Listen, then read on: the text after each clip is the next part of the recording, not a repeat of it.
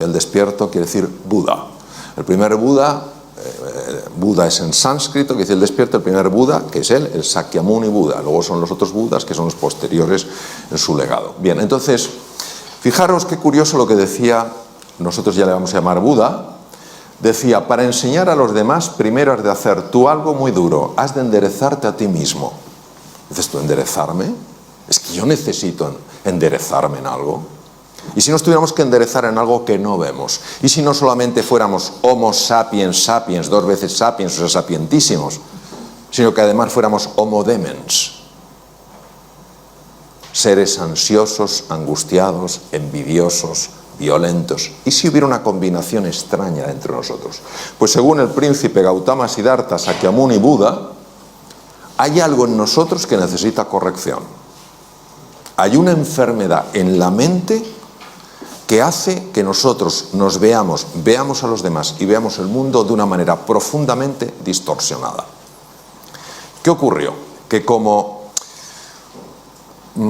Buda fue un hombre tan especial, enseguida un montón de personas que le idolatraron, el famoso Buda Amitabha, que es un Buda al que se le adora, etcétera, etcétera, y pareció que tomó un toque religioso, cuando, sin embargo, montones de budistas lo que hacían era investigar estos mecanismos mentales. Entonces, hace 2500 años, porque es contemporáneo de Hipócrates, Buda en la India, muy cerca del Nepal, hace este descubrimiento. Pero fijaros qué curioso, también hace 2500 años, el más sabio entre los chinos, Lao Tzu, dice lo siguiente: si estás deprimido, bueno, he de deciros que la ansiedad y la depresión es el mal de nuestra época, ¿eh? En una ocasión me hicieron una entrevista para una televisión de una autonomía muy conocida y el periodista es muy amigo mío, me dijo, doctor, quiero decirte te voy a avisar de la primera pregunta que te voy a hacer, porque no quiero que te pille en medio del programa y te pille así como descolocado. Digo, dime, dice, ¿por qué en esta comunidad se consumen 7 millones de envases de ansiolíticos y antidepresivos al mes, que es el número de habitantes de la comunidad? Algo pasa, algo pasa. Y curiosamente Lao Tzu decía, si estás deprimido es porque vives en el pasado. Si estás lleno de ansiedad es porque vives en el futuro. Si estás en paz es que vives en el presente. Es sumamente desafiante estar en el aquí y en el ahora. Porque algo en nuestra mente distorsionada se va hacia el pasado. Anda, si es que tenía que haber mandado ese email y no lo he mandado. O hacia el futuro, ¿qué habrá para cenar en casa? Y nunca estamos en el presente. Pues da la sensación que el presente, bueno, el presente lo damos por hecho. ¿Y si no fuera así? Cuando el budismo y la doctrina de Lao Tzu llamado taoísmo se unieron, nació el Zen. El Zen es la unión entre el budismo y el taoísmo. Bien. Pero es que, no sé si os interesa la vida de Albert Einstein, es apasionante. Einstein no solo fue un físico portentoso, sino que fue un increíble metafísico. Einstein intuía estas cosas. Einstein intuía que había una realidad paralela y que éramos incapaces de verla con nuestros sentidos, con los 5 sentidos.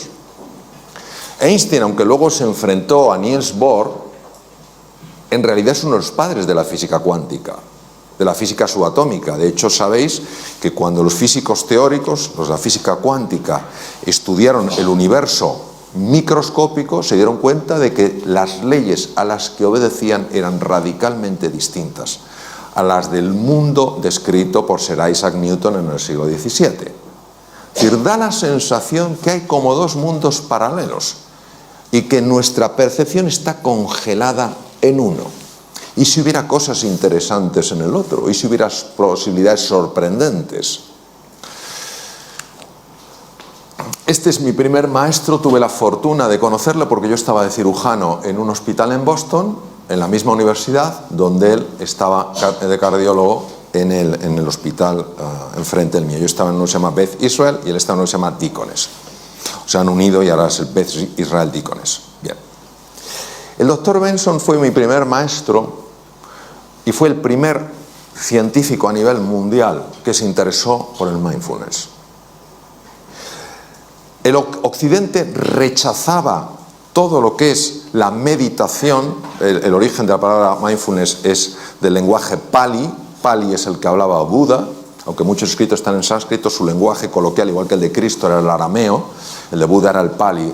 Pali es sati, y sati quiere decir estar en el presente para ver las cosas como realmente son, no como te parece que son, como realmente son. Por ejemplo, esta mesa, ¿verdad que la vemos como sólida?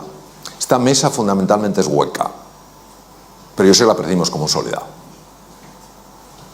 ¿Por qué? Porque los átomos, para que os hagáis una idea de lo que es un átomo tendría, si hacemos una comparación, un átomo sería un balón de reglamento colocado en el centro de Londres, y la corteza, que fundamentalmente es un espacio vacío con algún electrón dando vueltas, sería todo Londres, una ciudad que tiene 50 kilómetros de diámetro. Entonces es fundamentalmente hueco, pero en nuestra percepción lo vemos como sólido. Bien, entonces el doctor Herbert Benson fue el primero que se interesó, porque casi nadie en la ciencia, en el mundo de la ciencia, se interesaba por esto que era budismo, taoísmo, zen, cosa de, bueno, de gente que les encanta el incienso, las panderetas, las campanillas, tin, tin, tin, tin, tin, no sé qué, el rasurado de pelo, etcétera, etcétera. Dijo, ¿y si hubiera algo más? Y este hombre, ¿por qué le interesaba saber si había algo más? Porque él estaba muy preocupado con sus enfermos. Él, como cardiólogo muy reconocido en la Universidad de Harvard, se encontraba con el problema de que había muchas personas que tenían hipertensión arterial y que la medicación no era suficiente. De repente se enfadaban con alguien y se disparaba su tensión. Y claro, si te dispara mucho la tensión, ese es el problema que puedes tener. Que te rompe un vaso sanguíneo, en fin, un infarto, un ictus, lo que sea. Dijo, tiene que haber otro sistema. A ver, ¿qué pasa cuando uno se hace una pregunta e insiste en su pregunta? ¿Qué pensáis que pasa?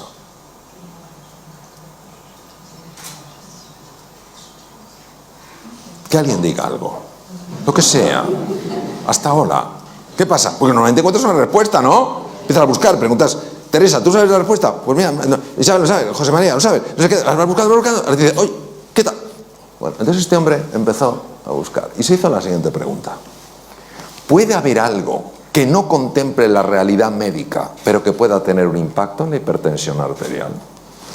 ¿Puede haber algo que tenga la capacidad de mejorar la función cardíaca, de proteger al corazón y que sea desconocido por la ciencia médica? Es decir, en la realidad médica que hay, pueden existir vacíos. Y este hombre, en aquella época, pionero a nivel mundial, el primero que lo hizo a nivel mundial, se fue a Dharamsala, hasta 7.000 pies de altura en la India, porque sabéis que la comunidad tibetana fue expulsada y martirizada por los chinos en el 59.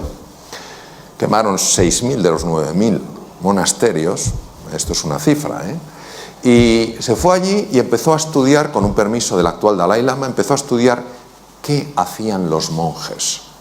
Porque le habían llegado ideas, a través sobre todo de un libro, de que los monjes eran capaces de activar ese sistema del que hablabas tú, Santiago, que es el sistema que protege al organismo, el sistema parasimpático. Y yo me acuerdo, hablando con él en su despacho, y en aquella época estaba en el Dícones en trasplante hepático y él seguía como cardiólogo en el Dícones. Y entonces me acerqué y recuerdo que me dijo, Mario, you've got to stop the train of disturbing thoughts which enter into consciousness without being invited. Digo, ¿qué le ha dado a este hombre? Tenemos que parar el tren de pensamientos perturbadores que entran sin nuestro permiso en la conciencia. Yo en aquel momento, un joven cirujano, interesado por estos temas, pero sorprendido, dije, ¿pero qué tendrán que ver los pensamientos en todo esto? Y él me dijo en su despacho, mira, yo entreno a los enfermos que van a cirugía cardíaca en esta metodología que aprendí en el Himalaya. Y sabes el resultado, que cuando están en la UBI, inconscientes, intubados, su corazón tiene muchos menos problemas y muchas menos arritmias que si no se han entrenado.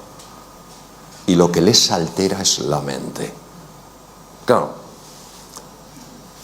este fue el primero que me puso una luz delante de los ojos y dijo, ¿de qué estamos hablando? Entonces empecé a tirar del hilillo, claro. Todos nosotros, cuando estamos cómodos, cuando estamos con buena salud, cuando estamos tal cual, bueno, pues la vida transcurre, discurre y fluye. Pero llega un momento en el que aparece algo que perturba nuestra vida, una tormenta. Puede ser de salud, puede ser un desengaño, puede ser una pérdida económica, puede ser mil cosas. Aparece una tormenta en nuestra vida. Y aquí entra un patrón reactivo típico del ser humano. Pero no del Homo sapiens sapiens, sino del Homo demens. De eso que decía el príncipe Gautama Siddhartha, Sakyamuni Buda, que teníamos perturbado. De eso que hablaba Lao Tzu, que no funcionaba bien en la mente. ¿Qué ocurre? Pues que emprendemos un proceso de enfrentamiento a eso que nos pasa. Nos enfadamos, nos ponemos de los nervios, empezamos a encogernos, a empequeñecernos, notamos como el estómago se hace un nudo, nos duele la cabeza, mil cosas. Esto es lo que el profesor Hans Selye, de origen húngaro, llamaba la fase de resistencia. Es decir, o te irritas, eres un desgraciado por lo que me has hecho, es que o huyes o te haces chiquitín, te quedas bloqueado. Y el profesor Hans Selye decía que esto, con el tiempo, te podía llegar a hacer enfermar. Para que os hagáis una idea de la intuición y finura científica del profesor Selye, hoy la Universidad de Harvard, que es la pionera en el mundo en estos estudios, pionera y la que más experiencia tiene en el mundo, ha demostrado que entre el 60 y el 90%, fijaros la cifra, 60-90% de las consultas a médicos generales en el mundo occidentalizado tienen que ver con estar viviendo aquí. Curioso que en 6 años de carrera, la carrera la hice en España, aunque luego la convalidación la hice en Estados Unidos, los 6 años de carrera nadie me dijo que la tensión emocional podía generar enfermedad. 60-90%. Y en base a este tema, otro de los grandes científicos empezó a estudiar qué ocurría en el cerebro. Entonces, 3 estructuras, olvidaos del cerebelo, que es el que está atrás, 3 estructuras que son muy importantes. La primera es la corteza prefrontal. La corteza prefrontal es la que nos permite ser eficientes en la vida. Cuando tú eres fino tomando decisiones, cuando estás entendiendo las cosas con profundidad, cuando aprendes cosas nuevas, casi, no con todo el esfuerzo que normalmente algo nuevo lleva, sino que notas que vas fluyendo, es que la corteza prefrontal funciona excepcionalmente bien. Pero la corteza prefrontal está afectada fundamentalmente por esta estructura llamada amígdala, que nada tiene que ver con estas, que es un núcleo. Bueno, es un grupo de núcleos en el lóbulo temporal, está a la altura de las orejas, de tal manera que cuando la amígdala se activa, que es nuestro detector de peligro, acordaros, estoy plácidamente, pum pum, aparece la tormenta, cuando yo la tormenta la vivo como una amenaza y me resisto a ella, luchando, yéndome para atrás o haciéndome pequeñito, cuando la amígdala se activa de esa manera, bloquea la corteza prefrontal de tal manera que ni me entero de lo que tengo que hacer, ni puedo encontrar nuevos caminos para hacer frente al desafío, ni puedo aprender cosas nuevas. En el mundo VUCA, volátil, incierto, complejo y ambiguo actual, en el que todos estamos, y que muchas personas están viviendo como una amenaza, es normal que haya caído la productividad, haya caído la creatividad y se estén dañando las relaciones interpersonales. ¿Qué se hace desde la medicina? Ansiolíticos y antidepresivos para neutralizar la amígdala. No digo que en algunos casos no estén indicados, pero ¿y si hubiera un sistema más natural para neutralizar la amígdala? Y luego hay otra estructura aquí que tiene forma de cabito de mar que se llama hipocampo, y el hipocampo es uno de los grandes reguladores de la amígdala. Si el hipocampo baja de tamaño, la amígdala es más activa, es decir, nuestro detector de peligro salta antes. Por ejemplo, ¿qué tal estás? ¿Por qué? ¿Entendéis? Ha saltado demasiado. Probablemente porque el hipocampo está pequeño. Os voy a dar dos cosas importantes. El hipocampo aumenta de tamaño con el mindfulness. Esto lo ha demostrado la doctora Lazar, que trabaja también en Harvard, en el Hospital General de Massachusetts. El hipocampo aumenta de tamaño con el mindfulness. Y también con el ejercicio físico. Las personas que hacen ejercicio físico normalmente toleran mucho mejor ciertos embates de la vida, notan que están más tranquilos. ¿Por qué? Porque su amígdala está más controlada por el hipocampo. Como es muy bonito, os voy a poner el hipocampo. Esto es un cerebro real. Y vais a ver el hipocampo donde está localizado, porque es una verdadera belleza, es uno de los órganos de las estructuras del cerebro que a mí más me apasionan. El hipocampo es esa parte de colorines. Entonces el hipocampo está regulando la amígdala. Cuando una persona está súper tensa, súper estresada y no encuentra esos espacios de calma, esos espacios de silencio, baja el tamaño físico del hipocampo porque mueren neuronas y la amígdala se enloquece, entonces se vuelve una persona más reactiva. La belleza del mindfulness actuando sobre el hipocampo, como ha demostrado la doctora Lazar en el Mass General, es que al engrosar el tamaño, al haber más neuronas, porque aquí sí se forman más neuronas, al haber más conexiones, es más difícil que las tormentas de la vida, que a todos nos sacuden en un momento u otro, de mayor o menor intensidad, te desequilibren, te enajenen, te saquen del eje. Este es otro de los grandes pioneros, es el doctor John Kabat-Zinn, es un PhD, es un doctor en microbiología por el Instituto Tecnológico de Massachusetts. El MIT está enfrente de Boston, en lo que se llama la ciudad de Cambridge, están separados por el río Charles, y este hombre había visto en su propia experiencia, siendo microbiólogo, pero en su propia experiencia como ser humano, había notado que estas prácticas contemplativas de encontrar el silencio, la paz, etcétera, le ayudaban a ser menos reactivo con los demás. Es decir, si antes te enfadabas por unas cosas, ahora te lo tomas con más tranquilidad. A estar menos agobiado, a estar más equilibrado, a aprender más deprisa. Dijo, esto yo lo tengo que aprender, lo tengo que enseñar. Pero se le ocurrió enseñarlo a personas que estaban enfermas. Dijo, porque esto tiene un impacto seguro en la salud. Entonces se fue a la Universidad de Massachusetts, en el estado de Massachusetts, y dice, oiga, yo quiero crear una clínica de gestión del estrés. Y claro, le miraron como raro. ¿Usted qué?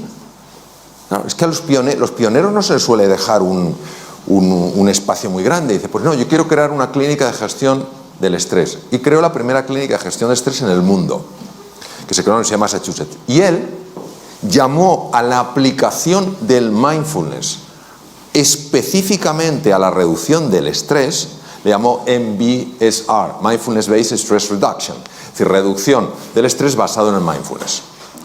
En 1993, él la crea en 1979, 1976. En 1993, el famosísimo periodista de una cadena científica norteamericana, Bill Moyers, le entrevista y queda tan prendado de la metodología que, bueno, hace un programa de 1 hora, no sé qué, aparece en todos los Estados Unidos y le da muchísima fama. Ya llevan 30 años investigando los efectos y han visto, efectivamente, que la práctica del mindfulness, no estamos hablando de meterte en una cueva en el Nepal, sino de 10 minutos todos los días, o por lo menos 5 días a la semana, y si haces 3 días a la semana es mejor que si no haces nada, tienen la capacidad de mejorar la salud.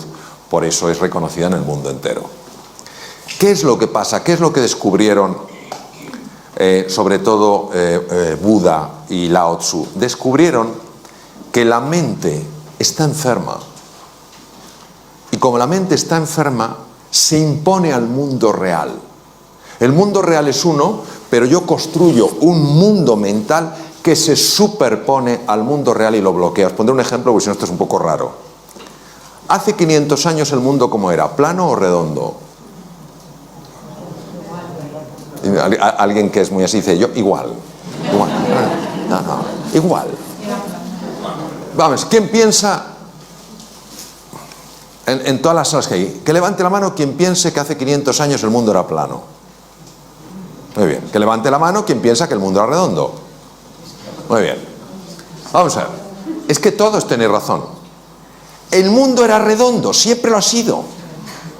Desde hace 10.000 millones de años, la Tierra es redonda. No tiene forma de huevo. No es un plato, es redonda. Pero vivíamos como si fuera redonda. No, vivíamos como si fuera plana. El mundo real era redondo, el mundo mental era plano. ¿Cuál se impone? El mundo mental. Nadie, salvo Colón, se atrevió a cruzar aquello que era el límite. Y entonces, el que descubrió que el límite era el comienzo. Eso es exactamente lo que nos pasa. Entonces, en lugar de pensarlo en la Tierra plana, imaginaros cuando tú te miras en el espejo y no te gustas. Y dices, es que estás viendo tierra plana. Lo siento, tú eres mucho más que lo que ves. O cuando ves damas a tu marido, dices, vaya tripa. Estás viendo tierra plana. Tu marido es mucho más que eso. O cuando ves a tu mujer y dices, que llevo ya tanto tiempo con ella, estás viendo tierra plana. Hay algo mucho más profundo. O cuando miras al mundo, es que todo es lo mismo, tierra plana, hay un mundo redondo. La ventaja del mindfulness es que te ayuda a ver lo que no estás viendo. Por eso la definición de sati es estar en el presente para ver las cosas como de verdad son. ¿Cómo son de verdad? Redondas, no planas. Bien.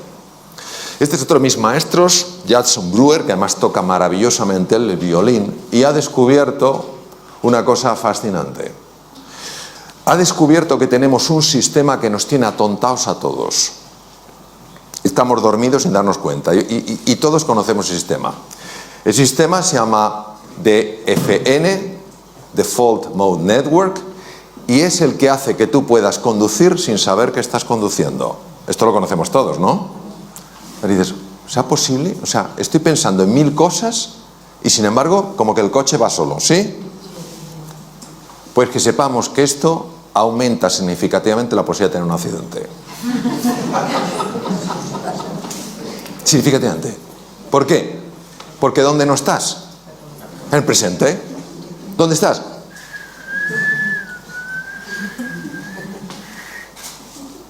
Judson Brewer es psiquiatra y es neurocientífico. Estudiando con electroencefalografía y con resonancia funcional magnética, ha observado que hay un circuito que es el que hace que vayamos en piloto automático. Pero no solo vamos en piloto automático conduciendo, estamos en piloto automático cuando estamos hablando con otro. Estamos hablando con una persona, estamos con piloto automático, porque no estamos ahí. Eso sí, dejamos la cara puesta, pero la olla no la llevamos a Camboya. La cara se queda. Como cuando vamos en el coche. La cara está, las manos también, pero tú no estás. Y él se ha dado cuenta que con la práctica del mindfulness es espectacular su trabajo. Con la práctica del mindfulness se consigue reducir la intensidad de este circuito y activar otro circuito que es el más importante para ver las cosas como son y para tomar las decisiones que a ti te ayudan para salir adelante, para mejorar tu productividad, para ser más creativo, para ganar más dinero, para ser más cariñoso con los demás. Es sorprendente porque hace 2500 años estos científicos de la mente lo intuyeron. Hoy la ciencia lo muestra. Es lo único que hace, no lo descubre, lo muestra. Desvela lo que estaba velado. Cuando se apaga la red neuronal por defecto, se activa la red ejecutiva central. Esta es la corteza prefrontal dorsolateral, que es la que te permite estar especialmente atento. ¿Sabéis dónde se ve muy bien el funcionamiento de la corteza prefrontal dorsolateral? En los jugadores de póker.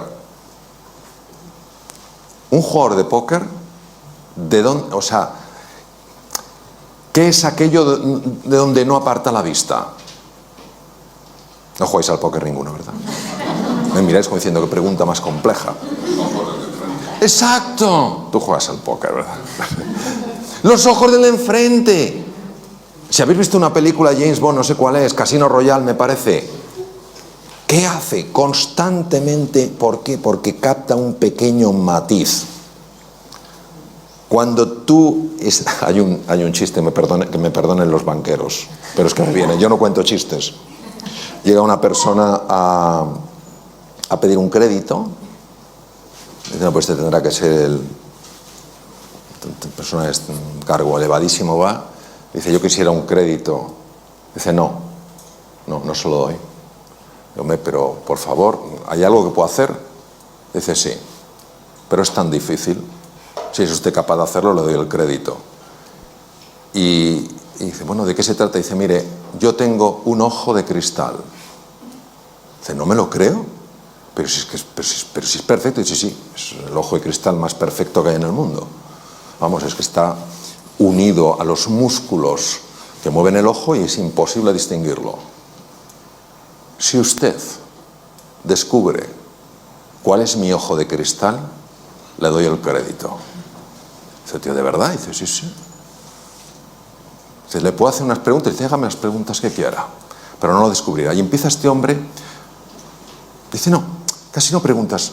Me gustaría contar unas cosas. Y dice, bueno, lo que usted quiera, pero no lo descubrir. Empieza a contarle historias súper tristes.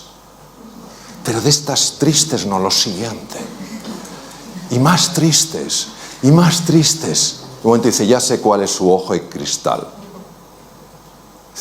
Es imposible. Digo, sí, sí, sé perfectamente, con toda certeza cuál es su ojo de cristal. Dice, ¿cuál? Dice, el derecho. Dice, ¿cómo lo ha adivinado? Dice, porque he visto que era el ojo que se enternecía.